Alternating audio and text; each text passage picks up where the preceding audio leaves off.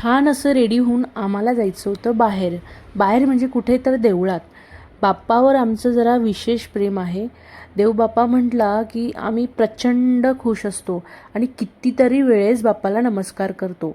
खरंच खूप भाग्यवान आहे माझी मुलगी, किंवा तिच्यावर बाप्पांची एवढी कृपा आहे आणि तिला पण आत्तापासून बाप्पांवर एवढी श्रद्धा आहे. आम्हाला जसा वेळ मिळाला तसं आम्ही तिला देवळात घेऊन जात असतो. आणि विशेष म्हणजे बाहेर गेल्यावर तिला मोकळ्या वातावरणात खेळायला मिळतं खूप. कारण आमचं घर रस्त्याच्या कडेला असल्यामुळे अंगण वगैरे काही नाही आहे, तर खेळण्यासाठी तिला असं मोकळं वातावरण नाही आहे. तर हे एवढं सुंदर मंदिर आहे ना. तिकडे आम्ही गेलेलो संध्याकाळी, असं पावसाचं वातावरण झालं होतं आणि आमची प्रचंड मजा चालू होती. आम्ही माती काय खेळत होतो आणि काय, म्हटलं चला खेळू द्यावं.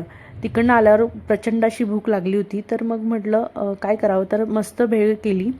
भेळ म्हणजे ओली भेळ केली. नवऱ्याने मला सगळं कापून दिलं होतं. सॅलड मी फक्त टाकण्याचं काम करत होते.